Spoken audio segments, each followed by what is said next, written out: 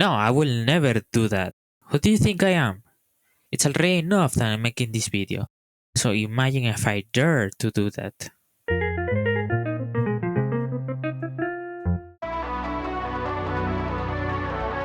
If you haven't quit the game or been living under a rock, you know CC changed after base point to adopt the form of the infamous pinch-out. For the better or for the worse, that's up to you. Since that's the case, you guys need to know some things about it before I begin to explain the stage itself, and you all can freely bash your head against the wall a lot less than you will do without this guide if you really needed to. You probably won't. The first being how to obtain the skin. You want to get the best skin in the world for free. Then you have to clear these two criteria groups that hypergrowth every enemy in the stage and also hyper debuff your operators together, just like in the previous iterations. To obtain the banner, you have to do these other two criteria groups that screw over UDP, what you can bring to the stage, and hypergrowth a certain thing I'm going to talk about later. Last but not least, for the module pack, you have to do these other two to buff the remaining threatening enemies and also ban half of the tiles in the map. The criteria, previously known as risks, sound until now looking really fun, but if you wish to regain some minuscule freedom you used to have like in the original CC and can finally begin to experiment in what strategy, with what criteria you reach your highest score possible and definitely don't end up watching another guide or end up abusing that thing, you have to unlock the keynotes first. To unlock them is very simple. For the first node, you just need to reach 300 score in a clear to unlock it, 400 on the second node, and 540 score on the third node. You'll reach there anyways if you do the missions, so don't worry about them. I know I said I wasn't going to, but what if I tried a little bit? Where's Maya Miyafumo? Where is she?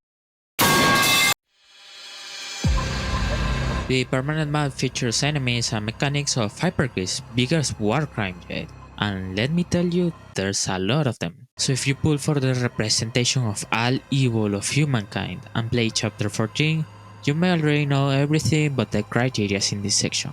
Congratulations! At first, the stage may seem menacing with having to defend these 3 lanes, but believe me, it's a 1-lane map. It comes with a whooping 143 points right from the get-go with the range or melee tiles ban, the implementation of more original tiles in the top, right and left of the stage, and you select all 3 criteria, and the criteria that buffs the Storn. Michael, don't leave me here! While there's barely 2 threatening enemies in CC, I will go over the others anyways, starting from the least threatening to the most threatening respectively. The original looks they kinda just kill themselves. There's only one criteria for them because they knew buffing them was pointless. It gives the spider silence immunity and plus 300% attack to make sure the explosion one-shot most operators. So if you avoid getting exploded in the face, they just died of cringe and are essentially 23 points. They really thought they were the Winter Wisp Blood Magisters, huh? These next little guys do absolutely nothing. These old mushrooms are like the dogs of every new event, and their entire purpose is buffing 2 enemies of the chapter.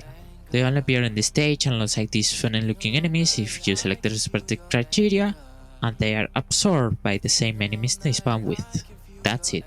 Their criteria renders any attempts of stopping them from following Clement's steps useless and gives them plus 300% for no actual reason since, as I said earlier, they get absorbed by the soul remnants. The only way these guys can pose somewhat of a threat is if you end up bursting the soul remnants early, allowing them to be an annoying enemy with their high movement speed, which is a scenario that's difficult to achieve in high criteria unless that's what you want. We should be thankful to HG because they didn't thought about replacing the next enemy with the soul husks in this stage. Such a sight will be as horrifying as an actual difficult CC, potentially meaning a max criteria clear wouldn't be possible at all. Do you remember the reborn creations of chapter 10 and 13? While the Sarkas Whittle Burbaks are not as scary, lack an actual damage reduction skill, and don't increase your block count, they essentially do the same job, being a damage sponge. If it wasn't enough that they have 4000 defense and 90 res, the criteria make them even tankier, giving them a huge amount of HP and defense that doesn't matter at this point since you will be dealing 5% damage anyways. So they are basically more. They also get additional weight in their criteria to try to counter a bit the Wii abuse, but not only, she doesn't care. There's plenty of another options to deal with them in your average account roster, so it's pretty much pointless. The next goobers are like the only caster of the chapter since you know, of all the enemies in it, only they deal range arts damage. As I said earlier, the criteria spawns them alongside the Maelstroms to put up the Soul Remnants, and they are the first enemy to spawn at the start shown in this video. Luckily for our IRL sanity, there's only 2 of them in the entire stage. Due to their skill, these dials are soft banned until you bait them every time they are charged, so it's finally time to take the dust out of that trusty gravel of yours. Welcome back, Queen. When charged, they can snipe any ally in a straight line regardless of distance to deal big arts damage for nearly 8 seconds straight. They target the last ally deployed, and this is useful to know since to bite them properly, you have to retreat the ally they are targeting right in the beginning of the attack animation. After doing this, they can't attack other operators so they get screwed and waste the skill. The other criteria for these enemies just increases their HP, defense, resistance, and attack significantly, while the other 2 doubles their attack range and make them start fully charged. Be wary when choosing the double range, as their range reaches until the blue box lane, so it's impossible to deploy operators there. So they are not the only reason you should be deploying them there. Like, what are you going to deploy? Horror? Yeah, I don't know about that one, chief. Moving on to the next enemy, the Arknights received a glow up at chapter 14 and now they can subtly move the beacons when passing through the tile it's currently on. But unlike the Arknights, these Arca's altar keepers have less defensive stats, more specifically their res, which goes down to 10 res, and gain more weight from 1 to 3 points. From that description alone, they don't seem really menacing compared to the previous enemy that had the Death Star laser built into them, but that's only when you don't activate their criteria. The actual reason these Alka's Arters are more threatening than the Lost Log Silving of Ifrit skill tree is because they, believe it or not, don't stay still until the death heat of the universe, only moving when the stage is basically finished. But wait, there's more. They're also unblockable. I know, right? Insane stuff.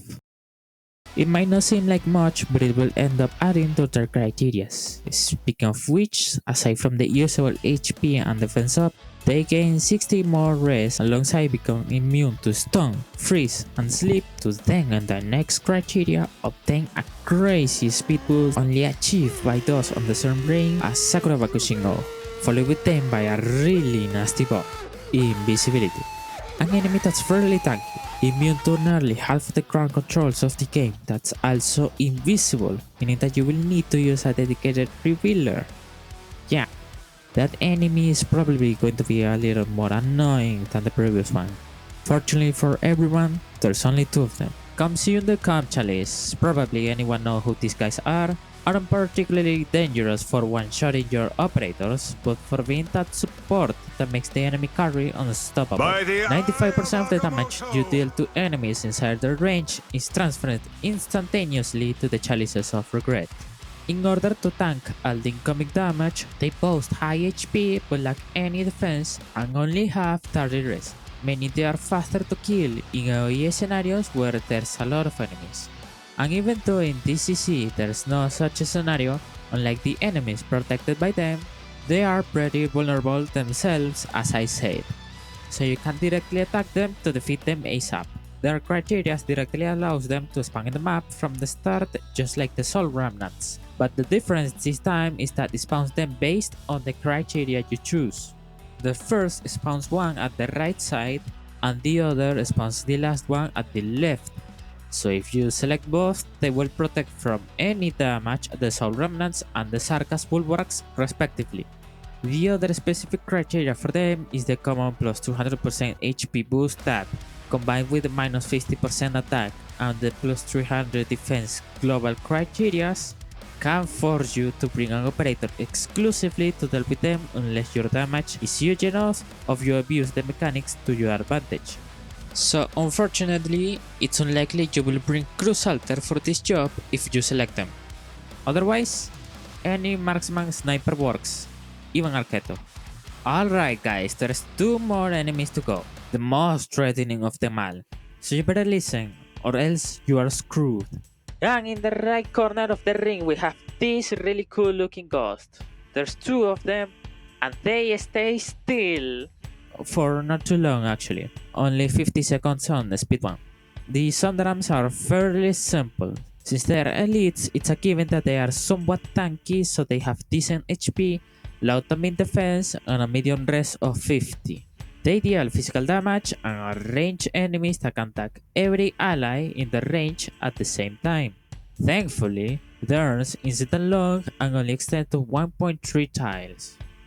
Once again, we can't assume how threatening an enemy is based from the first impressions, because not everything is about the size.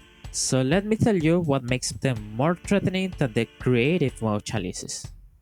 There's a special ability that chances are you already know of, that if there's an ally deployed in the tiles range of your waifu's period, no matter how far they are from the Sondrams, they will get attacked by them. This, of course, also applies to the Storm itself, but is less impactful due to its circumstances. Now it's time for the criterias, the stuff that makes them go even further beyond. And of course there's the typical stat buff. Come on guys, this is easy. It gives them plus 80% attack, plus 300% HP boost, plus 300% defense, and I forgot to say that they have a base weight of 4. Yeah. The second criteria doubles their range to 2.6 tiles, but that changes very little. It's still small. And the third one makes them immune to stun, freeze, sleep, and gives them something unique this time, plus 100 SPD. So if trying to tank them was difficult before, now it's alright impossible. Now after hitting all of that, they definitely appear to be a threat at the level of a mini boss, but to be honest with you guys, they really aren't that big of a deal. You will know why quite soon. Man, these enemies sure love to stay still for prolonged periods of time, but it's understandable since they don't have any kind of leg.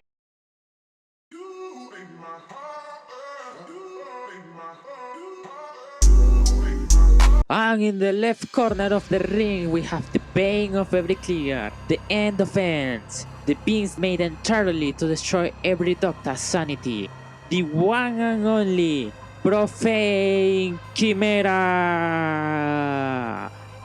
They have legs, and they, you guessed it, stand there menacingly. Sorry, I got ahead of the order there. These freaks are the bosses of the stage, no questions asked.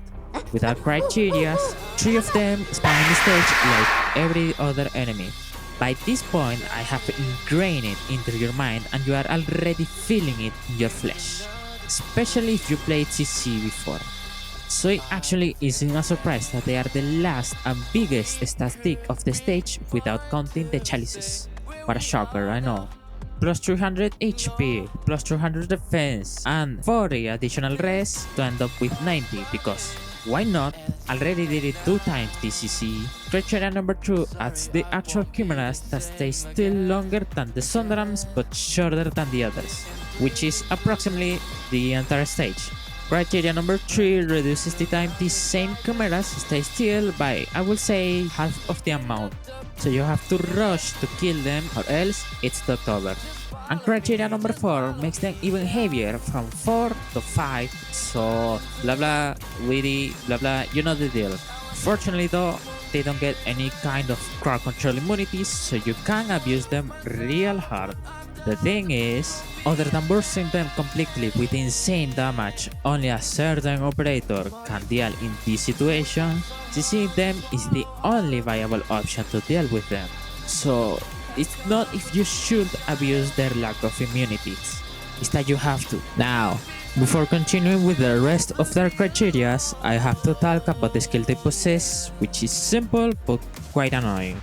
Every time they pass over a Originium polluted tile, they gain their properties, meaning in a 1.2 tile radius around them, a mini storm is created that, while weaker than the G, it will 2-3 shot your range operators on their minus 60% allied HP due to their specific buffs I'm going to talk about in a bit.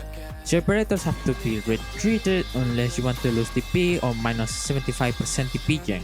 And if that wasn't enough to discourage you from blocking these creatures from the depths of hell, yeah, they are sarcas. When in this empowered state, their damage type converts from physical to arts, meaning there's no way to tank that with your typical healer. Then you will ask, what about Nightingale? She's not an ordinary medic, and surely she can make your allies immortal to arts like always. Oh boy, how do I tell you? You see, that's where the rest of the criteria come into action, as well as that thing. Criteria number 5, they can only be blocked by 2 block operators or higher. Sonor Neal the Radiant Knight or Vina Victoria for them, and also increases the damage of the storm from 50 to 250 per second. Then the last criteria number 6, gives them plus 120% attack. Very simple but terrifyingly strong. So that damage converting to arts no matter what due to the stage design itself and their skill. Yeah, going to hurt real bad. But you really thought that was everything.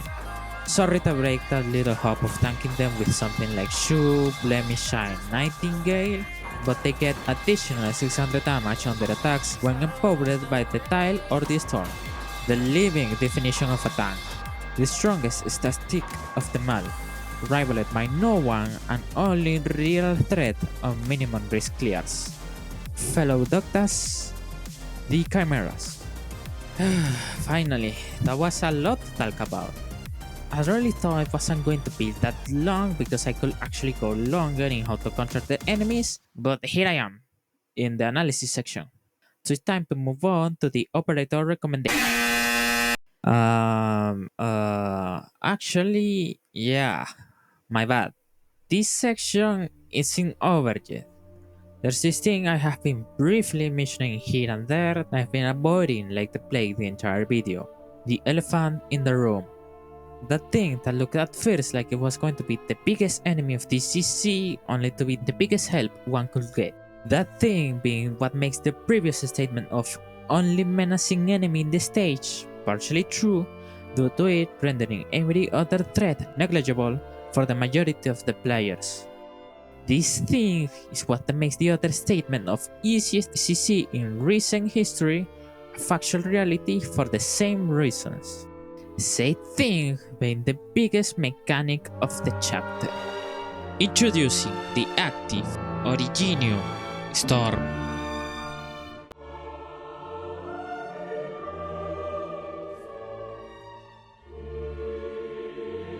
You don't want your operators deployed inside it unless you want them more dead than Frost Nova in time record. The storm is a hazardous zone somewhere in the map that deals damage per second to anyone inside its range and reduces the skill points recovery of your allies by 80%.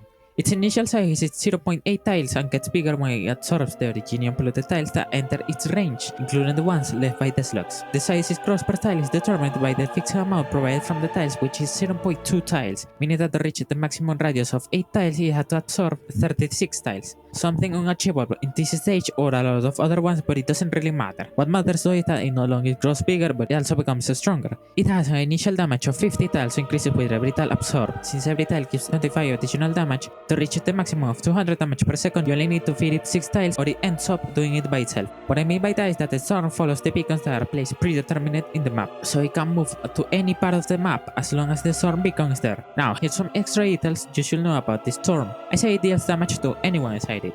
Well, the damage type it deals is pure damage, aka true damage, which ignores any defensive stuff or damage reduction, so it ends up dealing the 200 damage per second no matter what. And if it deals that true damage to anyone, it also deals to enemies unlocked to be inside of it. All of that a humongous amount of defensive stats reduced to Originium. Remember this as it will go crazy in a bit. The storm cannot be disabled in any way and it doesn't dissipate by itself, so it stays active forever until the stage is finished one way or another. Description out of the way, it's time for the fun stuff. There's 5 criteria for the storm. The first 2 let you choose where it spawns. Selecting one of the 2 will spawn it in the top of the stage or the right of it. If you select neither, it will spawn it in the bottom of the stage. This can change how you play the stage, but most people use the one that places it in the right. Criteria number 3 is kinda funny. At the beginning of the explanation for the storm, I said that it reduces the skill points of allies by 80%, and yes, it's something that it does at base level, but for some reason HG decided to nerf it to 40% in this CC, only to make a criteria to buff it to its original state. And something I haven't said yet is that the Originium tiles also reduce the SP, so this criteria applies to them as well. So unless you're playing melee only, God forbid, this criteria changes basically nothing. Criteria number 4 increases the base damage to 100, the maximum damage to 625, and the damage gained per tile to 75, meaning that I will need 7 tiles instead of 6, which is insanely cheap. And at last, the criteria that also increases the initial radius by 50% to 1.2 tiles. The last criteria is the only one I don't understand what it does, as all of these translations are from the automatic translator of the browsers and translated from the CM wiki. It says that increases the damage and defensiveness of the storm, but I checked and the damage doesn't change if you have this one, so I really don't know. Did you all know that I haven't played chapter 14 yet? So me talking about enemies and mechanics I haven't faced yet is kinda silly. Go away! I need you! Go away! Every threatening enemy here is basically all pianos with his skill tree charged to activate it the moment you block them, or Fartooth if she was good. The storm cranked up to the max, being the second coming of Arturia, melts down your operators the moment the storm reaches their tiles, or you are naive enough to deploy them in it for more than 5 seconds. These facts about DCC means that, just like in Ottertown, playing melee is extremely awful and it's highly unadvised to try to do so unless you want to be the biggest masochist in the server for 2 weeks straight. There is also the fact that due to the storm, the Sundrams and Soul Remnants, the right side of the map will end up being unplayable once the storm grows bigger, essentially leaving very few safe tiles from the majority of threats, and most of them are coincidentally range tiles. So when there's the option of choosing between banning defenders and guards, or sniper and supporters, I'm pretty sure the better choice is quite clear. And if it isn't clear enough, I'm saying you shouldn't try to play melee unless you know what you are doing. As I said earlier, Nightingale for once is not relevant TCC as you will not be tanking anything. The only enemies you could use her are the Soul Remnants, but honestly I think their straight global attack is untankable even with her. So the only option left for her will be to bait this exact same skill, but at that point you should just bring Gravel or something more useful than a glorified baiter. Any agent vanguard, seriously.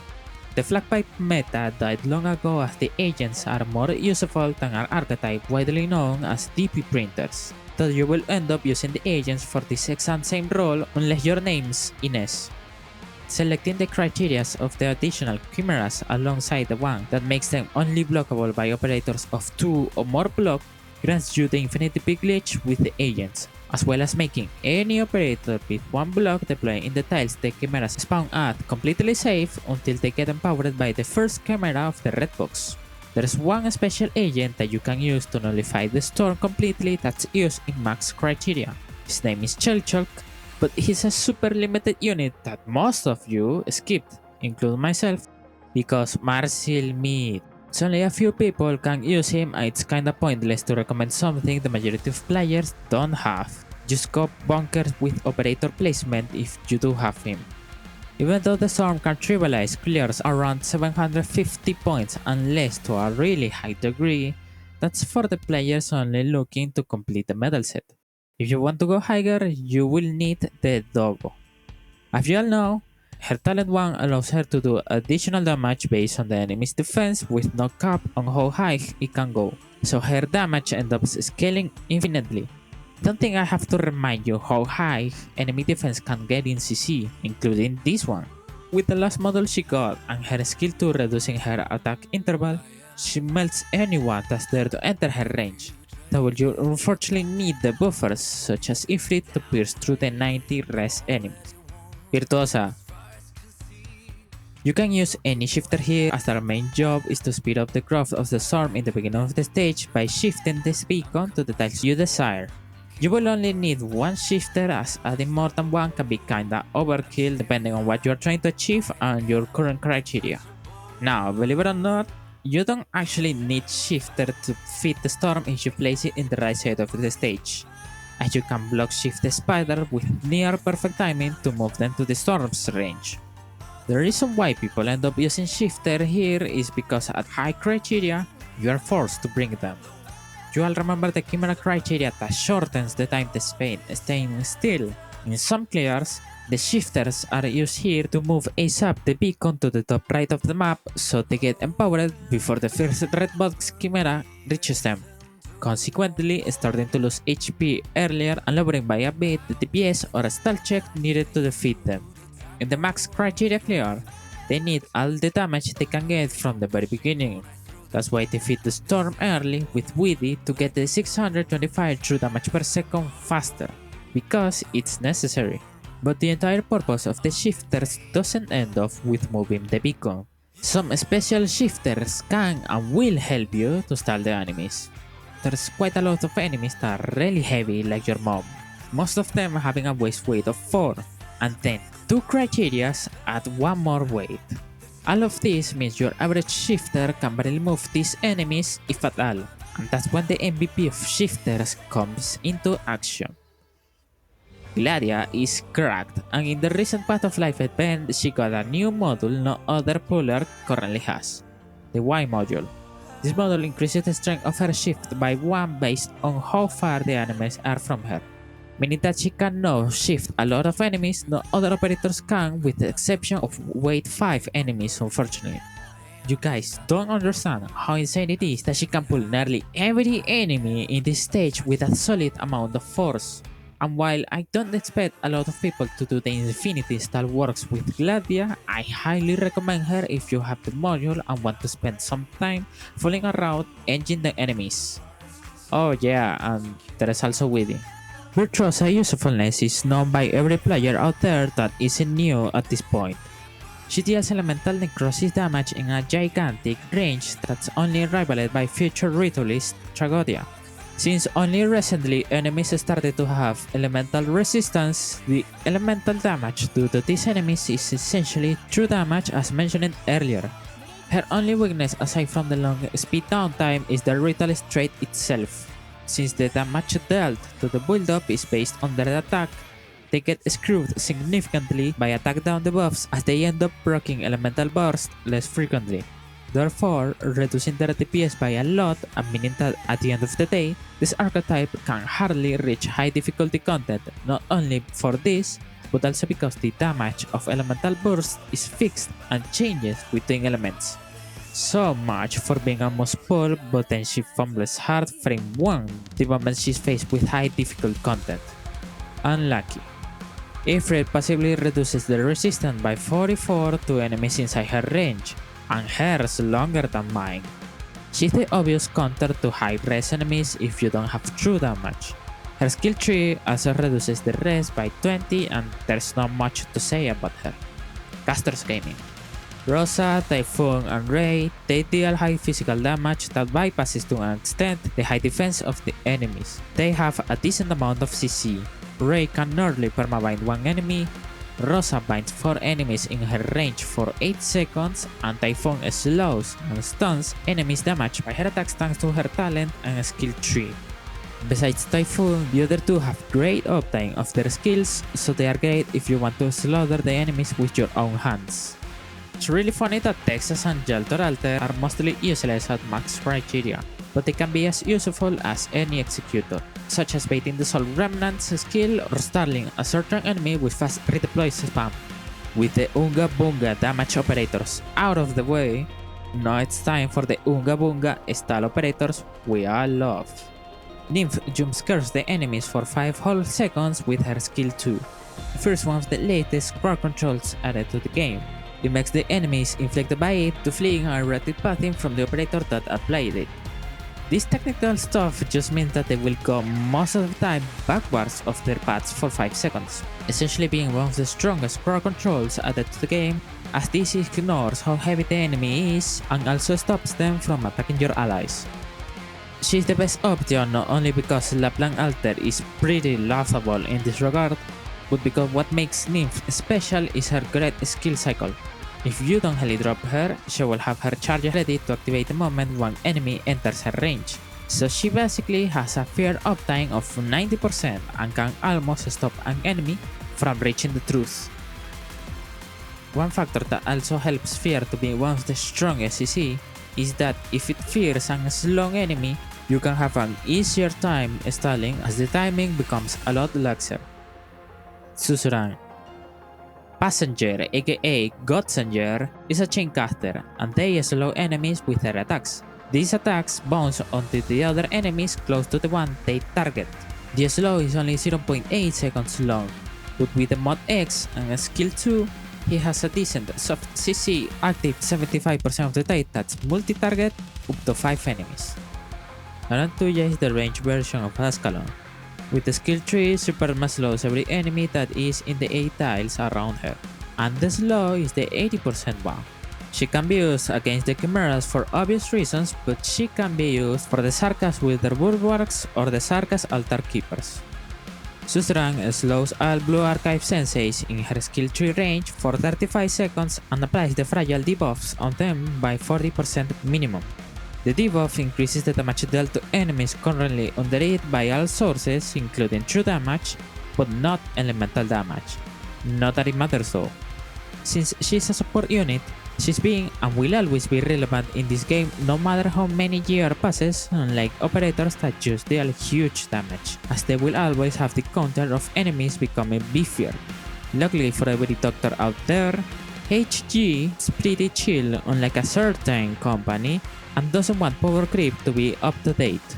Angelina's skill tree can be used here as well in a similar way to Passenger, but with better skill cycle and bigger range. Unfortunately, they are weaker than Magellan's skill 1 in a sense due to the fact that she is a summoner, meaning she can deploy her drones everywhere in the stage, so she has global slow for the low cost of 2 to 3 DP per drone. The sources for this claim is that she's used in max criteria, so huge Magellan sweep. If you think bringing Susurang or Magellan wasn't enough, you can also bring Mostima. Mostima has her funny 99% movement speed reduction on her skill tree if she's max spot and with her module, which you won't actually bring her for this purpose since her downtime is atrocious. For what you are probably going to bring her is to buff Nymph. Her talent 1 gives all the casters in the team an additional 40% skill points recovery, so pairing her with Nymphs creates a machine from a stall that doesn't have any counter outside of a few future immunities. Civilite Eterna has these balls that orbit her all the time. When she activates her skill 2, it expands the orbit of the balls, and instead of feeling like a normal bard, the balls start to deal true damage to enemies hit in the face by them. True damage sounds great, but not only single target, you are also not bringing her for the low damage. Instead, you want her balls that permabind an enemy for 35 seconds. Yes, single enemy. Since her balls are single target. If Narantoya is just range Ascalon that can't slow and you want to do that, just bring the ladder. You will think that I'm recommending her for the skill 2, and that will be the case since her skill 2 reduces the movement speed of the enemies inside her range by 83%, meaning that she's better than the traditional slow of 80%. But the problems with her skill 2 isn't the slow, but rather its range. Ambusher operator have this 10 tiles range around them so they can inflict crowd control to crowds, and that's the problem. It's too close to be completely effective against the Chimeras. If you activate it the moment they enter the range, you won't have too much time until the small Storn reaches Ascalon's tile, so she won't be able to use the full duration of her skill. What I'm going to recommend if you want to use her is to use a skill tree. Her skill tree gives her range extension and SPD. That's all you will need, as her talent with her module gives her 64% slow at 3 attacks that are easily delivered with additional SPD. Here's where the video will be ending. It really should. But I know this will be someone's first CC, or some of you don't have all the operators I'm recommending. I mean, even I don't have half of the operators I'm recommending. So since I know a lot of you will be in this situation, I actually thought about you guys on like the entire just use X because it's better than Y movement. So I'm going to share my alternatives to the recommendations. First of all, lower rarities don't have the damage 6-star operators do. That's a given. So there's nothing I can do about it.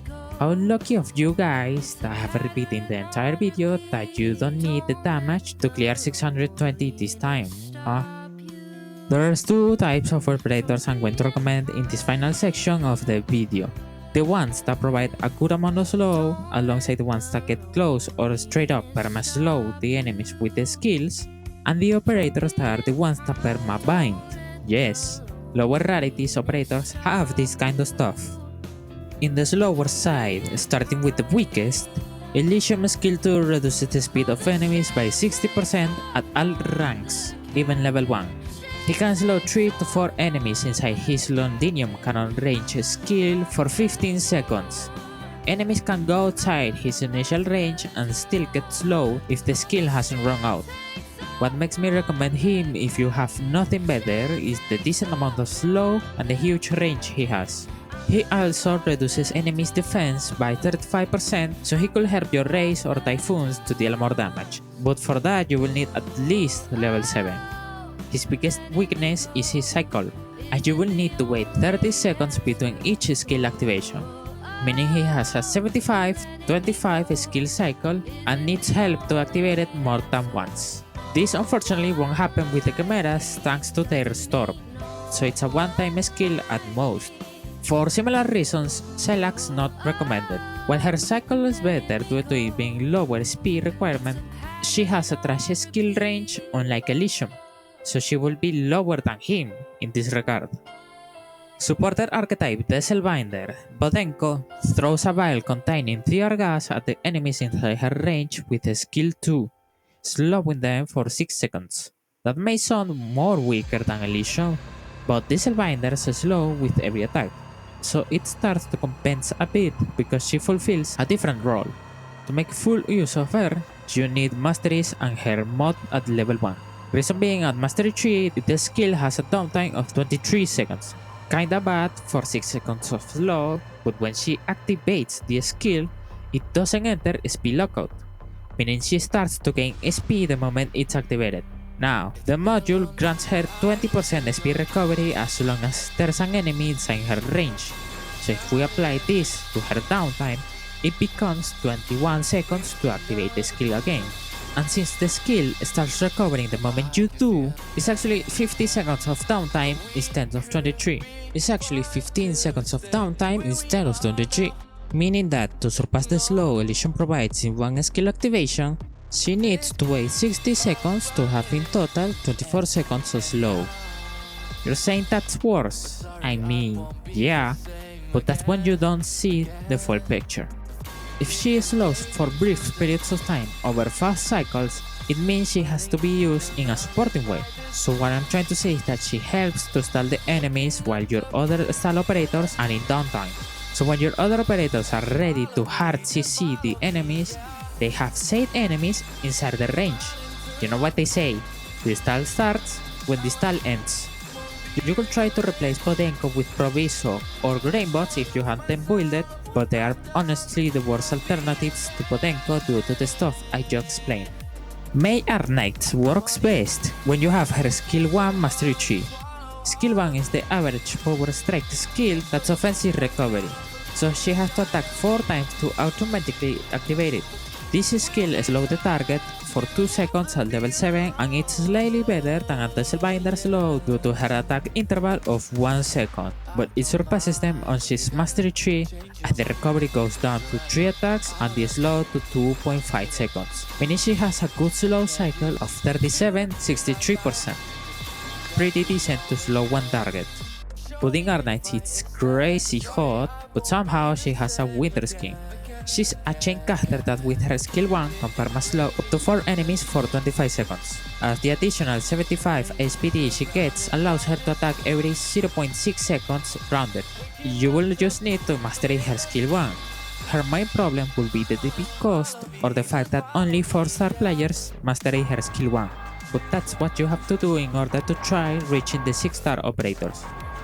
Earth Spirits doesn't suffer from expensive DP cost, but she does suffer from expensive kit upgrades. Skill 2 also perma-slow enemies inside her range, and since it's AoE, meaning it doesn't have a cap, can slow any amount of enemies inside of it. You need a Mastery Tree and Module level 3 to perma-slow, and I forgot to say that she does it for 25 seconds just like Pudding. I don't need to present one of the most broken operators in the game, but I will do anyways. Ethan is a 4-star operator that with his skill 2 at Mastery 3 and mod level 1 will perma-bind enemies attacked by him thanks to his talent that has a chance of binding enemies that gets amplified by the skill. Indigo basically does the same as Ethan, 4-star Mystic caster that perma-binds an enemy for 20 seconds with everything maxed out. The main difference between Ethan and her is that she's single target, so if you try to perma-bind 3 enemies or more, she probably won't be able even with her high chance. That's all the alternatives that I thought could work. Anyways, that's it for me. Last time I'm saying it, DCC should be PCC for the most part thanks to half of the tags being free, so the only real trouble begins over 750 criteria points. Feel free to ignore the style-storm strat and brute force the entire thing if that's what you desire. Certain YouTuber impostor out. You know how people say that bringing with Shadow, Texas, and Yato Alter is activating easy mode? Kind of ironic that you don't even need them to get 620 points this time. They fell off real hard.